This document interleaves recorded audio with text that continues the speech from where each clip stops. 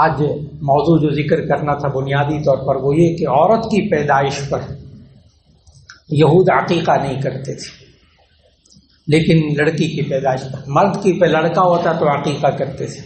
نبی صلی اللہ علیہ وسلم نے فرمایا کہ جب لڑکا ہو جائے تو 2 عقیقے کریں، 2 جانور ذبح کریں، اگر لڑکی ہو جائے تو اسی صورت میں 1 جانور ذبح کریں، یہود کی مخالفت کرتے ہوئے۔ اور یہ سنت غیر مؤکدہ۔ عقیقہ اصل میں کہتے ہیں جو نوزائیدہ بچے کے بال ہوتے ہیں نا سر پہ، ڈکشنری میں جب آپ دیکھیں گے تو لغت میں اس کو عقیقہ کہتے ہیں۔ نوزائیدہ بچے کے سر کے جو بال ہوتے ہیں اس کو عقیقہ کہتے ہیں عربی میں، کیونکہ جس دن وہ جانور ذبح ہوتا ہے اسی دن اس کے سر مونڈتے ہیں، تو اس لیے ان بالوں کی وجہ سے اس جانور کو ہی عقیقے کا جانور کہا جانے لگا۔ تو عقیقہ کرنا سنت غیر مؤکدہ، گنجائش موجود ہو کر لیجئے، نہ موجود ہو تاخیر سے بھی کر سکتے ہیں۔ جیسے آج کل ماحول ہوتا ہے، کبھی وہ بیمار ہوتے ہیں، کبھی اخراجات زیادہ ہو جاتے ہیں پیدائش پر، بچے کی پیدائش پر، تو کہتے ہیں ابھی نہیں گنجائش عقیقہ کرنے کی، کبھی 2 مہینے 3 مہینے بعد کرنا چاہتے ہیں، 6 مہینے بعد کرنا چاہتے ہیں۔ اس کے لیے ذہن میں رکھنا چاہیے کہ حدیث میں لفظ جو آیا وہ یوم السابع، یوم السابع یعنی 7ویں دن عقیقہ کرنا۔ اب وہ 7واں دن جب بھی شمار کرنا ہو تو جس دن بچہ پیدا ہوا ہے، مثال کے طور پر جمعے کو پیدا ہوا ہے، آپ جمعرات کا عقیقہ کر لیں 1 دن پہلے، وہ 7واں دن ہوگا، 6 مہینے بعد کریں، سال بعد عقیقہ کریں، جائز۔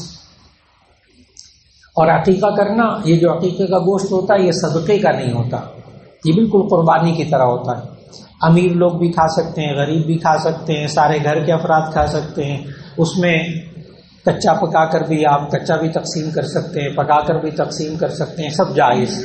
لیکن جس طرح شادی بیاہ کے اندر رسومات آئی ہیں نا، اور نکاح مشکل ہو گیا، حالانکہ نکاح بہت آسان کہ مسجد میں نبی صلی اللہ علیہ وسلم نے فرمایا نکاح کرو، اعلان کر کے نکاح کرو، کوئی خرچہ نہیں، بالکل بڑا آسان، کوئی شامیانے ٹینٹ کی ضرورت نہیں، کوئی لمبے کھانوں کی ضرورت نہیں، ہاں ولیمہ کرنا سنت، بہت آسان۔ اسی طرح عقیقے کو بھی لوگوں نے مشکل بنایا کہ جی وہ عقیقہ ہوگا، دعوت ہوگی، سارے لوگ آئیں گے، ہر فیملی سے لوگوں کو بلایا جائے گا، وہی شامل، ولیمے سے زیادہ بڑی دعوت وہ عقیقے کی ہو جاتی ہے۔ نتیجہ یہ ہوتا ہے کہ ہر فیملی جو بھی آتی ہے وہ ہدیہ تحفہ لے کر بھی آتی ہے، پھر بچوں کے کپڑے بھی بنانے پڑتے ہیں۔ ایک فیملی کے آج کل کے حساب سے کم از کم 20-25 ہزار 50 ہزار ایک فیملی خرچ کر کے آتی ہے، تب کہیں جا کر وہ عقیقہ ہوتا ہے، گھر والوں کا خرچ کہیں کا کہیں پہنچ جاتا ہے، اس لیے لوگوں نے عقیقہ کرنا چھوڑ دیا۔ اب عقیقے کی سنت آہستہ آہستہ معاشرے میں سے ختم ہو رہی ہے، اور نبی صلی اللہ علیہ وسلم نے فرمایا تھا کہ الغلام مرتہن بعقیقتہ، یہ جو بچہ ہوتا ہے یہ رہن رکھا ہوتا ہے عقیقے کے بدلے میں۔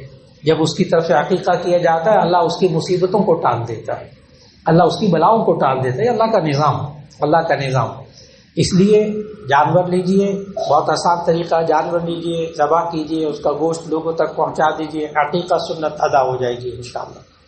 ترتیب سے عرض کر رہا ہوں کہ ہمیں سیرت نبوی سے، اسوہ حسنہ سے، نبی صلی اللہ علیہ وسلم نے زندگی کے ہر مرحلے کے لیے جو آداب سکھائے ان کو ہم سیرت طیبہ سے کیسے سمجھیں۔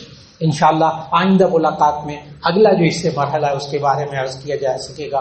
وآخر دعوانا الحمدللہ رب العالمین۔